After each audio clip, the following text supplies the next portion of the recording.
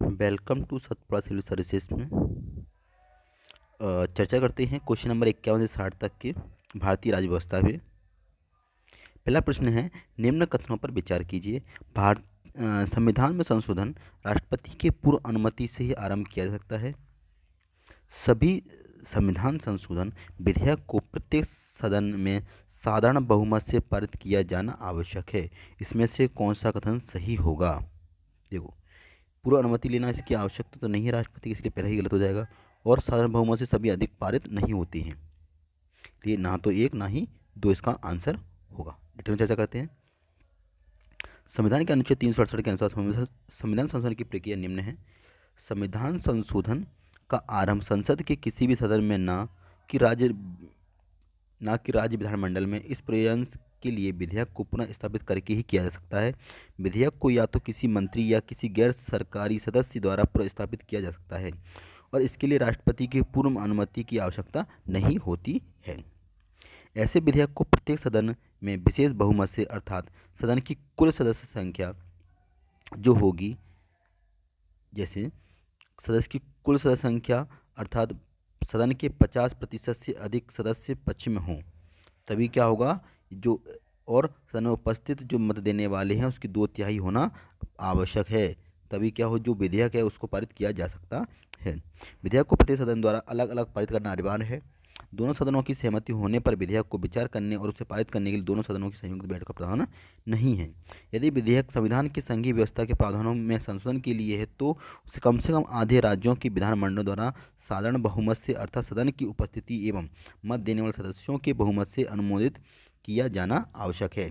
संसद के दोनों सदनों द्वारा विधिवत पारित किए जाने और जहां आवश्यक हो राज्य विधानमंडलों द्वारा अनुमोदित किए जाने के बाद विधेयक राष्ट्रपति के पास उसे स्वीकृति के लिए भेजा जाता है। उसे कब भेजा जाएगा? जब दोनों सदनों में क्या हो जाएगा, वो पारित हो जाएगा, तब राष्ट्रपति की स्वीकृति के लिए उस पर या हस्ताक्षर के लिए उस पर भेजा जाएगा। राष्ट्रपति को संविधान संशोधन विधेयक में अपनी स्वीकृति देना होगा। वह ना तो विधेयक को अपनी स्वीकृति रोक सकता है और ना ही संसद के पुनर्विचार की वापस भेज सकता है। उसको क्या है, स्वीकृति देना आवश्यक हो जाता है। संविधान की प्रस्तावना के संदर्भ में निम्न कथनों पर विचार कीजिए। प्रस्तावना में कहा गया है कि संविधान भारत की सभा से अपना प्राधिकार प्राप्त करता है। भारतीय संविधान प्रस्तावना से आरंभ होने वाला विश्व का पहला संविधान था। प्रस्तावना संविधान का भाग है तथा संविधान की व्याख्या की स्पष्टता प्रदान करता है। इसका जो करेंगे इसका आंसर ये आएगा, कौन सा आएगा?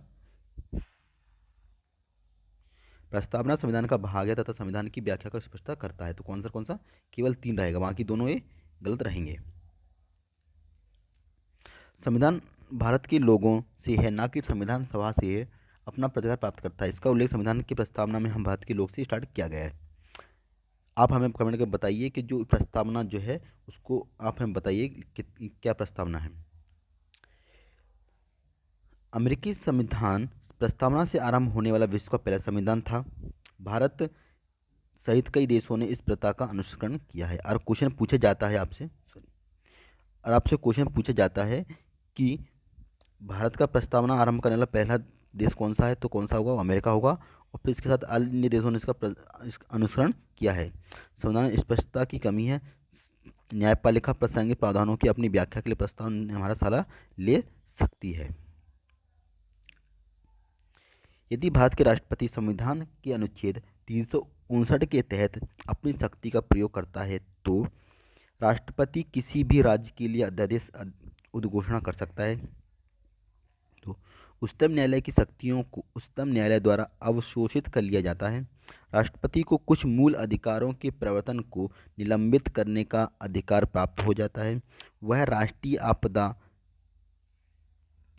आपात का विस्तार देश के केवल कुछ भागों में कर सकता है, पूरे देश में नहीं। ऑप्शन सॉरी इसको हाँ,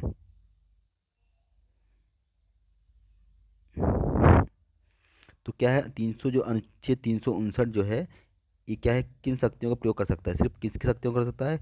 राष्ट्रपति को कुछ मूल अधिकारों के प्रवर्तन के निलंबित करने का अधिकार प्राप्त हो जाता है, बाकी इन शक्तियों को उसको प्राप्त नहीं है 359 में।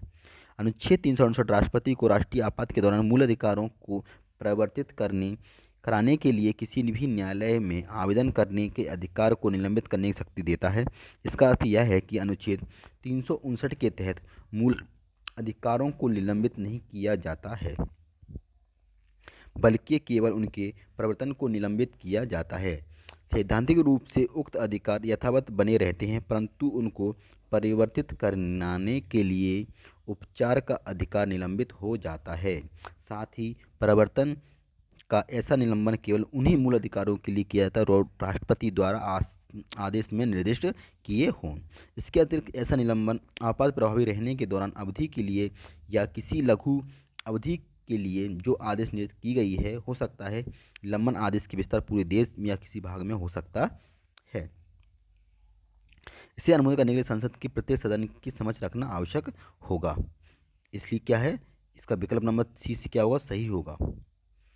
अब 44 संशोधन द्वारा क्या किया गया, 1978 द्वारा अनुच्छेद 359 में के दायरे के दो प्रकार के सीमित किया गया है। प्रथम कौन सा है, राष्ट्रपति अनुच्छेद 20 और 21 प्रत्येक मूल अधिकारों को परिवर्तित करने हेतु न्यायालय में आवेदन करने का अधिकार को निलंबित नहीं कर सकता। द्वितीय में क्या है, केवल आपातकाल संबंधी विधियों ऐसी किसी भी विधि के तहत कोई कार्यकारी कार्यवाही की चुनौती दिए जाने के संचित है, अन्य विधियों या उनके तहत कोई कार्यकारी चुनौती नहीं की जा सकती। राष्ट्रीय आपदा चाहे युद्ध हो या बाह्य आक्रमण के आधार पर घोषित किया हो, चाहे सशस्त्र विद्रोह के आधार पर घोषित किया गया हो, अनुच्छेद 359 का प्रयोग इन दोनों के मामलों में किया जा सकता है। अनुच्छेद 300 विस्तार संपूर्ण विस्तार में है या किसी के भाग में हो सकता है। अगला, हाल ही में सुर्खियों में रहा जेनो ट्रांसप्लांटेशन है। किसी पादप को एक स्थान से दूसरे स्थान पर ले जाने की तकनीक है। विभिन्न प्रजातियों के अंगों के प्रत्यारोपण है। रानी विहीन कॉलोनियों में मधुमक्खियों को आकर्षित करने की तकनीक है। जीवों की विशिष्ट समुदायों के बीच माइक्रोबायोटेक में परिवर्तन।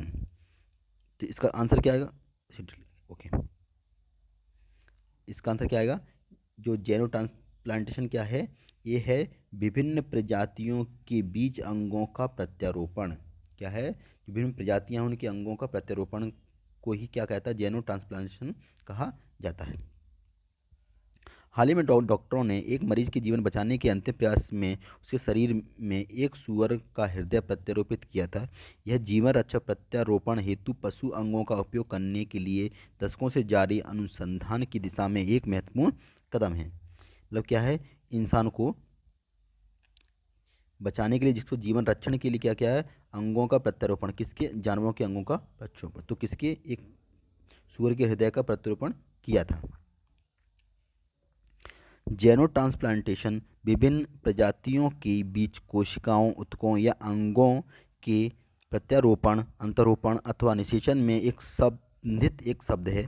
अमेरिकी फूड एंड ड्रग एडमिनिस्ट्रेशन द्वारा परिभाषित करते हुए कहा गया है कि ऐसा कोई भी प्रक्रिया जेनो ट्रांसप्लांटेशन है जिसमें किसी भी मानव प्राप्तकर्ता में पहला ऐसी जीवित कोशिका, ऊतकों या अंगों का प्रत्यारोपण, अंतःरोपण अथवा निषेचन किया जाता है जिन्हें किसी गैर मानव पशु स्रोत से प्राप्त किया गया है, अथवा मानव शरीर के ऐसे तरल पदार्थ, कोशिकाओं, ऊतकों या अंगों के प्रत्यारोपण, अंतरोपण अथवा निषेचन किया जाता है जो गैर मानव पशु के जीवित कोशिकाओं, ऊतकों या अंगों के साथ बाह्य जीवों के संपर्क में रहे हों। नए प्रत्यारोपण हेतु मानव कोशिकाओं, ऊतकों के अंगों की मांग आपूर्ति से अधिक बनी हुई है। एक मनुष्य क्या करता है, प्रत्यारोपण के लिए एक अन्य मनुष्य की कोशिकाओं, ऊतकों, अंगों तक सीमित उपलब्धता है एवं इसके साथ ही हालिया वैज्ञानिकों और जैव प्रौद्योगिकी विकास में ने मानव प्राप्तकर्ताओं जेनो प्लांटेशन उत्पादों का उपयोग करने के लिए अनुसंधानात्मक चिकित्सा दृष्टिकोण के नए सिरे के विकास को प्रेरित किया है। तो इसमें होता क्या है, इसमें ये होता है कि कोई भी अंग जो है, अंग का जो प्रत्यारोपित किया जाता है, कोई अंग को लिया जाता है या ऊतकों को या अंगों का, तो उसमें क्या है, पशुओं का अंग को ही इसमें डाला जाता है। भारत में मार्शल लॉ के संदर्भ निम्न कथनों पर विचार कीजिए। भारतीय संविधान के अनुच्छेद 34 में मार्शल लॉ को प्रस्तुत किया गया है। मार्शल लॉ और राष्ट्रीय आपातकाल दोनों को देश में किसी भी हिस्से में लागू किया जा सकता है। केवल एक, केवल दो, केवल एक दो और ना ही एक ना ही दो। तो इसमें क्या है, इसको इसको क्या कर सकता है मार्शल लॉ को, संविधान इसके ऊपर तो नहीं है, इसको क्या है, मार्शल लॉ को राष्ट्रीय आपातकाल और दोनों देशों में किसी भी हिस्से में लागू किया जा सकता है। मतलब मार्शल लॉ को राष्ट्रीय आपात दोनों में किसी भी देश किसी हिस्से में लागू किया जा सकता है। क्या होता है कि इसका वर्णन मार्शल लॉ संविधान में कहीं भी परिभाषित नहीं किया गया, यह अंतर्निहित है।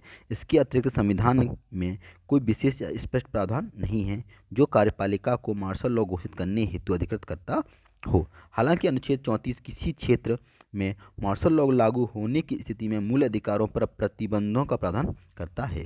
राष्ट्रीय आपातकाल का दायरा कहीं अधिक व्यापक है, इसे संपूर्ण देश में लागू किया जा सकता है। इसका तात्पर्य ये होता है कि जो मार्शल लॉ है वो किसी क्षेत्र विशेष में लगाया जा सकता है, मगर राष्ट्रीय आपातकाल द्वारा क्या है, संपूर्ण विश्व में लागू किया जा सकता है। अगला, भारत में पदोन्नति में आरक्षण लागू करने के दौरान अनुसूचित जातियों और अनुसूचित जनजातियों के संबंधित लोगों के प्रतिनिधित्व के संदर्भ में निम्न कथनों पर विचार कीजिए। पहला कथन इसमें है, लोक नियोजन में लोगों के किसी वर्ग के प्रतिनिधित्व की अपर्याप्तता को दर्शाने वाले मात्रात्मक आंकड़े एकत्र करने के लिए राज्य बाध्य है। दूसरा, पदोन्नति संबंधी पदों को आरक्षित श्रेणियों के प्रतिनिधित्व की अपर्याप्तता के आकलन का उत्तरदायित्व केंद्र सरकार पर है। ठीक है, तो इसका आंसर क्या हो जाएगा, इसका आंसर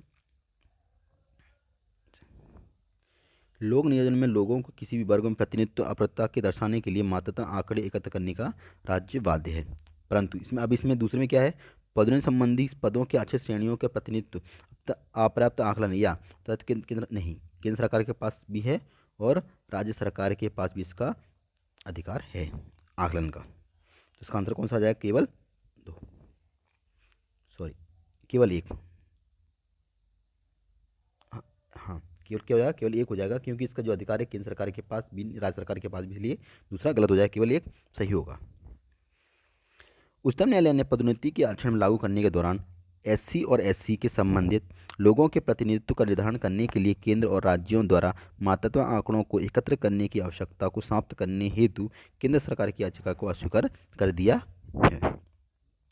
एम नागराज वाद 2006 और जनरल सिंह वाद 2018 में न्यायालय द्वारा दिए गए निर्णय के अनुसार राज्य मात्रात्मक आंकड़ों को एकत्रित करने के लिए बाध्य है। या ये क्या हो गया, कथन क्या हो गया, कथन सही हो गया। बद 2006 में एम नागराजवाद में एक संविधान पीठ ने के निर्णय ने राज्य को समग्र प्रशासनिक दक्षता बनाए रखने के अतिरिक्त लोक नियोजन में लोगों को किसी भी वर्ग के प्रतिनिधित्व की अपर्याप्तता को दर्शाने वाले मात्रात्मक आंकड़ों को एकत्रित करने के लिए बाध्य किया। 2018 में क्या, जनरल सिंह बाद में क्या हुआ, अपने निर्णय को एक अन्य संविधान पीठ द्वारा मात्रात्मक आंकड़ों की पहलुओं का समर्थन किया। इस निर्णय द्वारा पदोन्नति में आरक्षण प्रदान करने से पूर्व क्रीमी लेयर के अपवर्जन को अनिवार्य कर दिया। संपूर्ण सेवा के प्रत्येक श्रेणी के पदों के आंकड़ों को संग्रह किया जाना आवश्यक है। इस निर्णय में कहा गया कि पदोन्नति संबंधी पदों के आरक्षित वर्गों के प्रतिनिधित्व अपर्याप्तता के आकलन उत्तरदायित्व राज्यों पर होना चाहिए, क्योंकि जो राज्य है वही क्या करेंगे, अपने राज्यों में क्या करेंगे, कितने पद जो एससी के खाली हैं, कितने नहीं हैं, उन कितने आरक्षण को दिया जाना है, उन पर ही राज्य कार्रवाई कर सकता है, ना कि केंद्र। भारतीय परिषद अधिनियम 1861 में निम्न में कौन सा प्रावधान भारत में पहली बार प्रस्तुत किया गया। भारतीय प्रशासन में अध्यादेश जारी करने की शक्ति, वायसराय की परिषद में गैर सरकारी सदस्यों के रूप में भारतीयों का नाम निर्देशन, भारत के राज्य सचिव का नया पद। क्या अंदर उसका अंदर क्या क्या क्या इसमें, एक तो भारतीय प्रशासन के अध्यादेश जारी करने की, दूसरा वायसराय की परिषद में गैर सरकारी सदस्यों के रूप में भारतीयों का नाम निर्देशन, और तीसरा इसमें भारतीय राज्य सचिव का नया पद। ये नहीं जोड़ा गया था, बाकी सभी दोनों जो है चीज़ें इसमें जोड़ी गई थी। भारतीय परिषद अधिनियम 1861 ने वायसराय को आपातकाल के दौरान विधान परिषद की संस्तुति बिना अध्यादेश जारी करने का अधिकार प्राप्त प्रदान किया है। ऐसे अध्यादेश की अवधि 6 माह थी। इस अधिनियम ने भारतीयों को विधि निर्माण की प्रक्रिया में शामिल करके प्रतिनिधित्व संस्थाओं की शुरुआत की। इस प्रकार इसमें प्रावधान किया गया कि वायसराय कुछ भारतीयों को अपनी विस्तारित परिषद में गैर सरकारी सदस्यों के रूप में नामनिर्देशित कर सकता है। 1862 में तत्कालीन वायसराय लॉर्ड कॉर्निंग ने अपनी विधान परिषद में तीन भारतीयों को बनारस के राजा, पटियाला के महाराज और दिनकर राव को निर्दिष्ट किया था। एक क्वेश्चन इंपोर्टेंट हो जाता है एग्जाम की दृष्टि देखा जाए तो, कि 1862 में वायसराय लॉर्ड कैनिंग ने किन विधान परिषद में किन भारतीयों को विधानसभा में सदस्य बनाया था? बनारस के राजा, पटियाला के महाराजा और दिनकर राव, इन तीनों को बनाया था विधान परिषद के सदस्य के रूप में। भारत के राज्य सचिव का पद 1858 में अधिनियम भाषा शासन हेतु अधिनियम प्रावधान के तहत सृजित किया गया था। कब? 1858 में।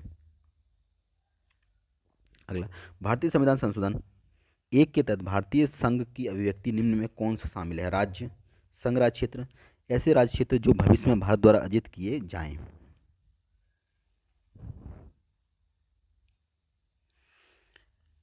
भारतीय संविधान में अनुच्छेद 1 के तहत भारतीय संविधान से अभिव्यक्ति निम्न में कौन से शामिल है? कौन सा होगा? इसमें राज्य होगा अकेला। भारतीय संघ की तुलना में भारत राज्य क्षेत्र एक व्यापक अभिव्यक्ति है, क्योंकि भारतीय संघ में केवल राज्य शामिल होते हैं, जबकि भारत के राज्य क्षेत्र में न केवल राज्य बल्कि राज्य संघ क्षेत्र ये अन्य राज्य क्षेत्र भी शामिल, जिन्हें भारत सरकार द्वारा भविष्य में अर्जित किया जा सकता है। अगला, निम्न में कौन सा भारत में सरकार की सदस्यीय प्रणाली को परिभाषित करने वाली विशेषताओं की विशेषता है? कार्यपालिका और विधायिका और न्यायपालिका के मध्य शक्तियों का सुस्पष्ट पृथक्करण, कार्यपालिका का विधायिका के प्रति उत्तरदायित्व होना, केंद्र और राज्यों के मध्य शक्तियों का विभाजन। ठीक, ऑप्शन 1 और 2, 1 3, 2 और 2 और 3, इसका सही आंसर क्या आ जाएगा? केवल 2, मतलब कार्यपालिका विधायिका के प्रति क्या होता है? उत्तरदायी होता है। सरकार की संसदीय प्रणाली में शक्तियों का पृथक्करण नहीं होता है। यहाँ कार्यपालिका विधायिका का एक भाग है। जो कार्यपालिका क्या है? एक विधायिका का भाग है। यह सरकार की संसदीय प्रणाली की सबसे महत्वपूर्ण विशेषता है, जिसमें कार्यपालिका विधायिका के प्रति उत्तरदायित्व होती है। इसके विपरीत सरकार की राष्ट्रपति प्रणाली में कार्यपालिका विधायिका के प्रति उत्तरदायित्व नहीं होती है। तीसरा जो कथन इसमें है ये सही नहीं है। क्या इसका सही आंसर क्या होगा? सरकार की संसदीय प्रणाली राज्य के शासन तंत्र को प्रभावित करती है। सरकारी शासन तंत्र को प्रभावित करेगी ना, है ना। शक्तियों के विभाजन का सरकार संसदीय प्रणाली कोई संबंध नहीं है, क्योंकि शक्तियों का विभाजन स्वयं शासन तंत्र को प्रभावित करने के तरीके की बजाय राज्य के केंद्रीकरण को स्वायत्त अधिकार संबंधित है। संपत्ति के अधिकार अन्य कथनों पर विचार किया। यह एक विधिक अधिकार है, इसे संसद के साधन विधि द्वारा सीमित किया गया है। उल्लंघन के मामले में पीड़ित व्यक्ति इसे परिवर्तित कराने को उच्च न्यायालय जा सकता है। इसमें क्या है? एक तो विधिक अधिकार है, दूसरा इसे क्या किया गया? इसे उल्लंघन के मामले में पीड़ित व्यक्ति द्वारा परिवर्तित कराने के सीधे न्यायालय जा सकता है। ये गलत हो जाएगा, बाकी दोनों क्या हो जाएंगे? दोनों सही हो जाएंगे। तो इसका आंसर क्या होगा? 1 और 2 सही होगा। ठीक, इसी के साथ टेस्ट यहाँ समाप्त करता हूँ। इसको ज़्यादा शेयर करें, सब्सक्राइब करें और हमारे